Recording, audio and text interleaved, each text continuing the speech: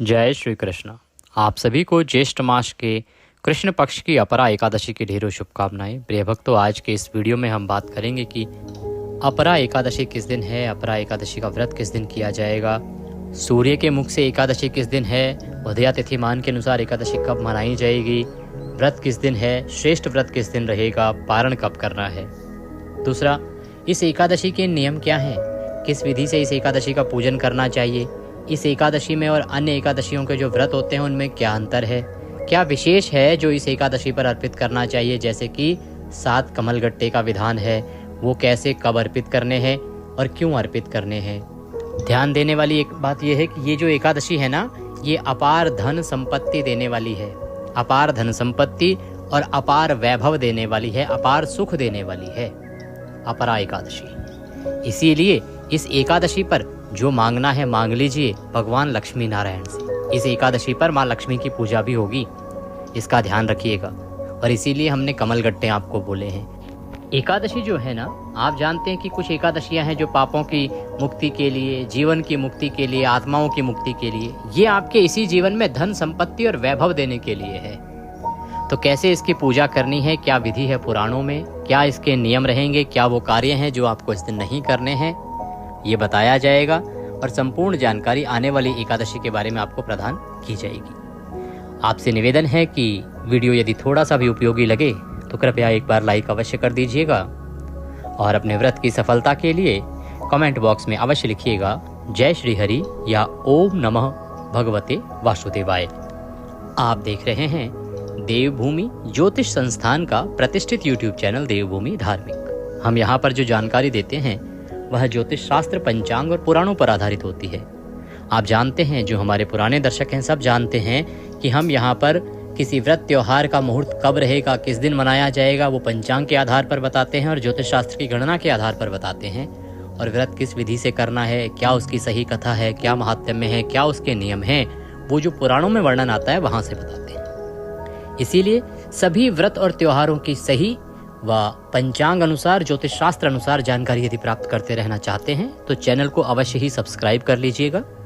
जब आप सब्सक्राइब करेंगे ना तो उसमें एक बेल आइकन का निशान आएगा। सब्सक्राइब दबाने के बाद एक बेल का निशान, घंटी का निशान बना हुआ आएगा, उसको अवश्य दबाइएगा। जब उसको आप दबाते हैं तभी आपको हमारे सारे वीडियो मिलते हैं, अन्यथा आपसे वीडियो छूट जाएंगे, जानकारी आपसे छूटती चली जाएगी। फिर बहुत सारे हमारे दर्शक हैं वो बोलते हैं पंडित जी आपके तो हमें वीडियो ही नहीं मिलते हैं, एक वीडियो मिलता है दूसरा नहीं मिलता है। तो आप कृपया चैनल को सब्सक्राइब करें और साथ में बेल आइकन को अवश्य दबाएं। उससे हो जाएगा वो पर्सनलाइज कि आप उसके सभी वीडियोस देखना चाहते हैं। फिर आपको कहीं और जाने की आवश्यकता ही नहीं होगी, अपने आप से आपके स्क्रीन पर मैसेज आपको मिल जाया करेगा कि ये वीडियो इस चैनल पे आया है, आप उसको देख सकते हैं और जानकारी प्राप्त कर पाएंगे। आपके लिए बहुत सुविधाजनक है ये। आइए प्रिय भक्तों, अब जानकारी आरंभ करते हैं। देखिए, ज्येष्ठ मास की जो एकादशियां हैं दोनों ही महत्वपूर्ण एकादशियां हैं, चाहे वो अपरा हो और चाहे इसके बाद आने वाली निर्जला एकादशी हो। निर्जला एकादशी से संबंधित वीडियो भी हमने अपलोड किया है। निर्जला के जो दान होते हैं ना, बहुत महत्वपूर्ण होते हैं। इसके बारे में एक बहुत बड़ा वीडियो हम बना रहे हैं कि एक एक दान की महिमा आपको ज्ञात होगी, कौन सा दान किस लिए किया जाता है और क्यों करना चाहिए। हम बात कर रहे हैं अपरा एकादशी की, जो कि अभी पहली एकादशी है। और ये एकादशी जो है ये कृष्ण पक्ष की एकादशी है।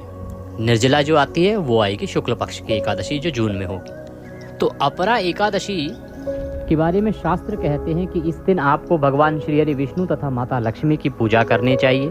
जो कोई भगवान श्री हरि विष्णु और माता लक्ष्मी की पूजा इस दिन करता है और नियम के अनुसार व्रत करता है, नियमों का पालन करते हुए व्रत का पालन करता है, उसे माता लक्ष्मी की कृपा प्राप्त होती है और उसके घर में सदा धन धान्य के भंडार भरे रहते हैं। माँ लक्ष्मी सदा उसके घर में वास करती है। इसीलिए इस व्रत को मुख्य रूप से आर्थिक रूप से संपन्नता के लिए, समाज में अच्छा पद प्राप्त करने के लिए, वैभव के लिए किया जाता है। इस एकादशी का जो नियम है वो त्रिदिवसीय ही है। 3 दिन का नियम होता है, जो व्रत के एक दिन पहले से आरंभ होता है। वस्तुतः ये दशमी तिथि से आरंभ हो जाता है और एकादशी को व्रत किया जाता है और द्वादशी को पारण किया जाता है।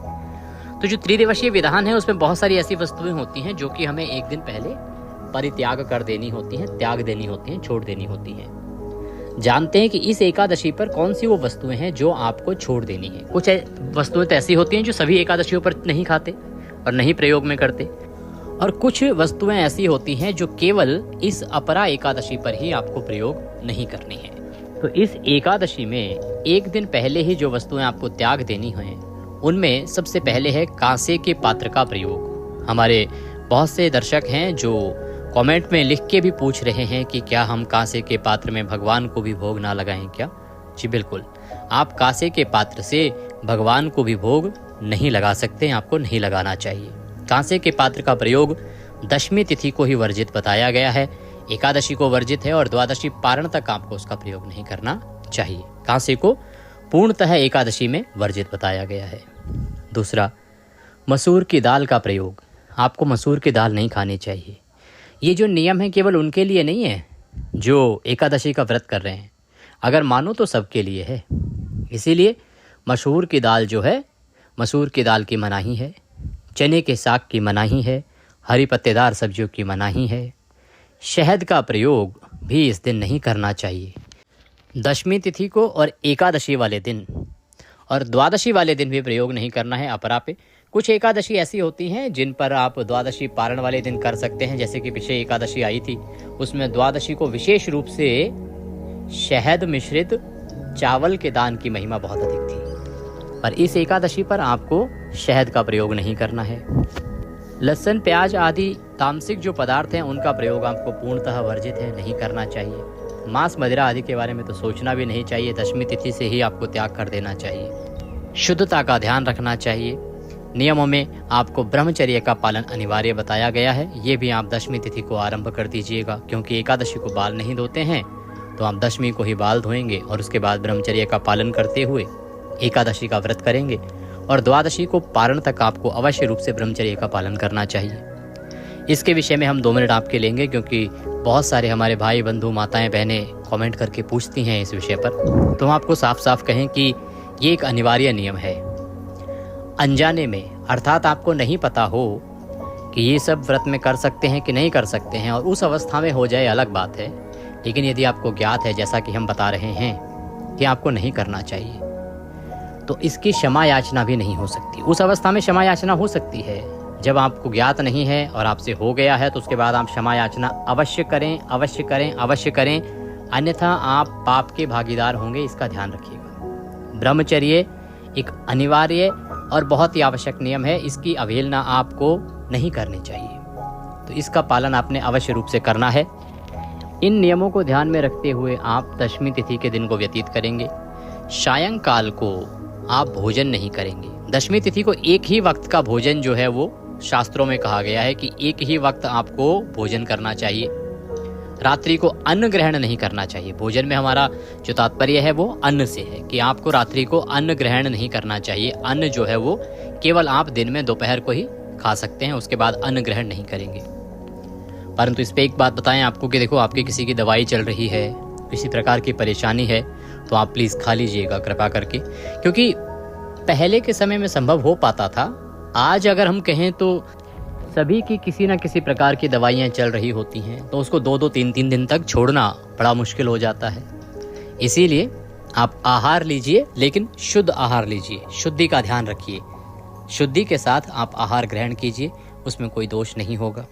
रात्रि को दंत धावन कीजिए, अच्छे से मुंह को साफ कीजिए, जिससे कि आपके मुंह में किसी भी प्रकार का अन्न का अंश ना रहे। एकादशी वाले दिन आपको सुबह सूर्योदय से पहले उठना है। प्रयास कीजिए, अगर आप ब्रह्म मुहूर्त में उठ सकते हैं तो उत्तम है, अगर ना उठ पाएँ तो सूर्योदय से पहले तो आपको अवश्य ही उठ जाना चाहिए। उठने के बाद स्नान आदि करेंगे। एक बात यहाँ पर यह कि आप टूथपेस्ट या मंजन का प्रयोग नहीं करेंगे, ध्यान रखिएगा। कारण क्या है कि जो टूथपेस्ट या मंजन आप प्रयोग करते हैं ना, उनमें या तो केमिकल आता है या तो नमक आता है, और दोनों ही आपके व्रत को खंडित करते हैं। तो आपको व्रत को बचाना है तो आपको टूथपेस्ट और मंजन का प्रयोग नहीं करना है। उस अवस्था में अगर आप करना चाहते हैं तो आप व्रत वाला मंजन मंगवा लीजिए, अगर नहीं है तो, और व्रत वाला मंजन आपके पास है तो व्रत वाला मंजन कीजिए, क्योंकि उसमें ना तो नमक आता है ना ही केमिकल आता है, वो पूर्णतः हर्बल होता है। यहाँ पर एक और बात कि कुछ लोग कहेंगे जी दातुन कर सकते हैं, नहीं, आप दातुन भी नहीं कर सकते। कारण ये कि एकादशी पर किसी भी वृक्ष से पत्ते तोड़ना, उनकी टहनियों को तोड़ना उचित नहीं माना जाता, इसे पाप जनित माना गया है। इसलिए आप दातुन भी नहीं कर सकते, क्योंकि दातुन करेंगे तो आपको टहनी तोड़नी पड़ेगी किसी न किसी वृक्ष से।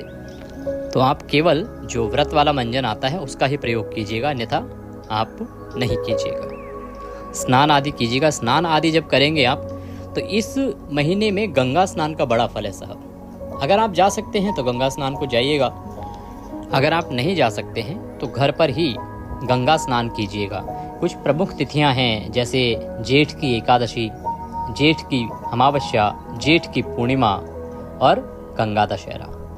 इन सभी पर गंगा स्नान की महिमा है।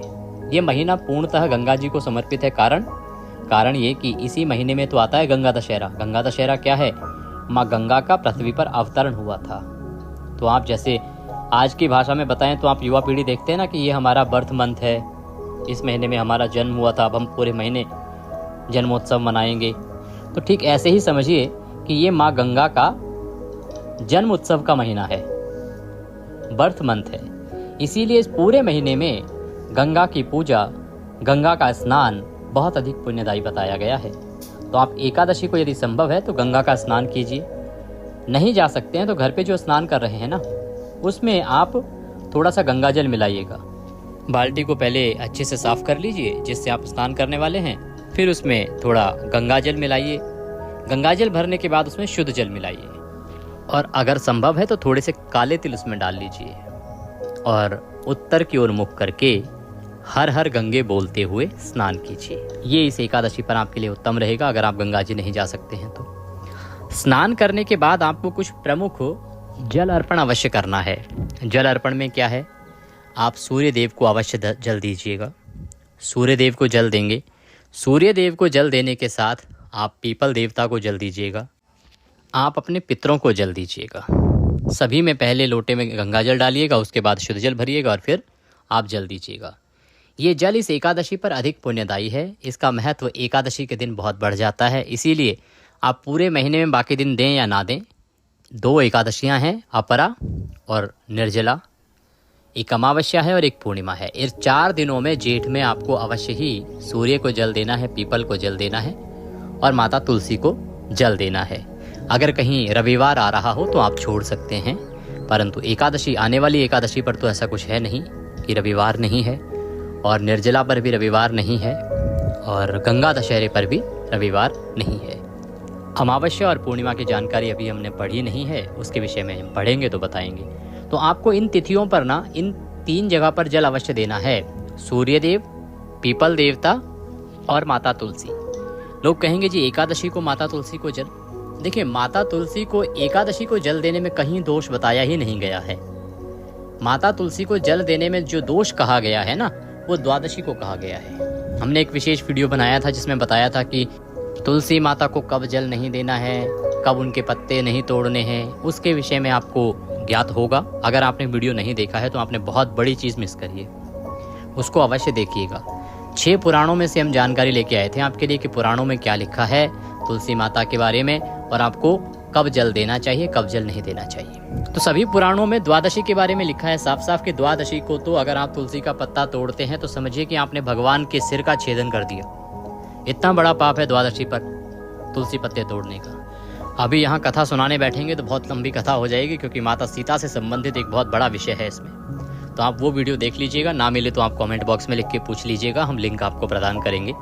हम बात कर रहे हैं अपरा एकादशी के बारे में।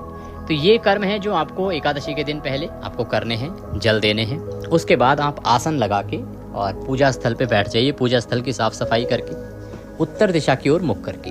अगर उत्तर दिशा में आपके पास उपयुक्त स्थान नहीं है तो आप पूर्व दिशा की ओर भी मुख कर सकते हैं। बात आती है जी सामग्री क्या चाहिए। पूजा के लिए सामग्री चाहिए, इसमें भगवान श्री हरि विष्णु का कोई चित्र हो, कोई प्रतिमा हो आपके पास, वो लीजिएगा। चौकी लीजिएगा, पीला वस्त्र हो तो पीला वस्त्र लीजिएगा। रौली, मौली, पान, सुपारी, लौंग, इलायची, धूप, दीप, नैवेद्य। भगवान को अर्पित करने के लिए फूल, फूलों की माला, जनेऊ ले लीजिएगा, इत्र ले लीजिएगा, एक तांबे का लोटा लेना है। पंचामृत बनाने के लिए कच्चा दूध, दही, घी, शहद और शक्कर, ये 5 चीज़ें लेनी हैं। शहद क्योंकि एकादशी पर वर्जित होता है, पंचामृत में प्रयोग नहीं होगा, उसके स्थान पर गंगा जल मिलाइएगा। ये सारी सामग्री आप एकत्र कीजिए। आसन लगा के बैठ जाइए। तांबे का जो लोटा है उसमें पहले गंगा जल भरिए, फिर उसमें शुद्ध जल भर लीजिए। सबसे पहले स्थान का शुद्धिकरण होगा, पवित्रीकरण होगा और उसके बाद पूजन आरंभ होगा। जो सामग्री आई है उसका भी शुद्धिकरण होगा। इसके लिए जो लोटे में जल भरा है उसमें एक फूल डुबोइए और उस फूल से सभी स्थान पर छींटे दीजिए। जहाँ आपने पूजन करना है जो सामग्री है उस पर छींटे दीजिए। ओम पवित्र हो अपवित्रवांग सर्वांग वस्तांग तो पीवाम यह स्मृत पुंडरीकाक्षम सवायंतर शुचि ओम। इस प्रकार से आपने उस स्थान का पवित्रीकरण किया है, शुद्धिकरण किया है। शुद्धिकरण करने के बाद हम भगवान की स्थापना करेंगे। सामने पहले चौकी बिछाइए, चौकी पर पीला वस्त्र है तो वो बिछाइए। उसके बाद भगवान की स्थापना उस पर करने के लिए अपने हाथों में पुष्प लीजिए। हाथों में पुष्प लेके निवेदन कीजिए कि हे प्रभु, ये हम आसन के रूप में आपको अर्पित कर रहे हैं। इस पुष्प को आसन के रूप में स्वीकार करें और यहाँ विराजमान हो। इस प्रकार से वह पुष्प वहाँ अर्पित करें और भगवान की स्थापना करें। भगवान की स्थापना के साथ ही सीधे हाथ की ओर आप घी का दिया जला दीजिएगा और धूप रख दीजिएगा। स्थापना करने के बाद आप हाथ धो लीजिएगा। जो लोटे में जल है उसमें एक आचमनी रखिए, या आचमनी नहीं है तो चम्मच लीजिए, चम्मच से सीधे हाथ पे जल लीजिए और हाथ धो लीजिए। हस्तो प्रक्षालनम, हाथ धो के एक एक चम्मच जल आपने आचमनी करनी है। हम एक एक मंत्र बोलेंगे तो एक एक चम्मच जल आपको अपने सीधे हाथ पे लेना है और पी जाना है। ओम माधवाय नमः, जल लीजिए पी जाइए। ओम केशवाय नमः, जल लीजिए पी जाइए। ओम नारायणाय नमः, जल लीजिए पी जाइए। ओम ऋषिकेशाय नमो नमः, हस्तो प्रक्षालनम। हाथ धो लीजिए, हाथ पे जल लीजिए, हाथ धो लीजिए। अपने आप को मौली बांधिए, तिलक कीजिए। पारिवारिक जन यदि पूजन कर रहे हैं साथ में बैठ के ना, तो उनको भी तिलक कीजिए, मौली बांधिए। अब आप पूजा के लिए तैयार हैं तो सबसे पहले संकल्प करेंगे। धूप दीप जो है रखे हैं आपने, उनको प्रज्वलित कर लीजिए, उनको जला लीजिए माचिस से। अपने सीधे हाथ में जल लीजिए और संकल्प करने के लिए दक्षिणा के रूप में 1 रुपये का सिक्का कम से कम रखिए। अधिक जो भी रखना चाहें वो रख सकते हैं। 3 बार बोलिए ओम श्री विष्णु, ओम श्री विष्णु, ओम श्री विष्णु।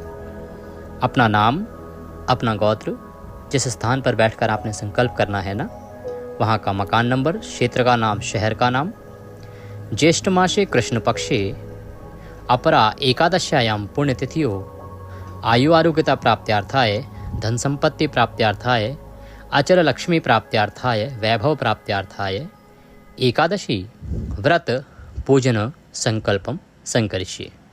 बोलिए सौ श्री विष्णु शरणौ शरणम प्रपद्ये, और वह संकल्प भगवान के चरणों में अर्पित कर दीजिए।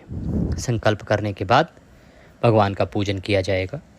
पूजन करने के लिए भगवान के सामने एक कटोरी रखिए।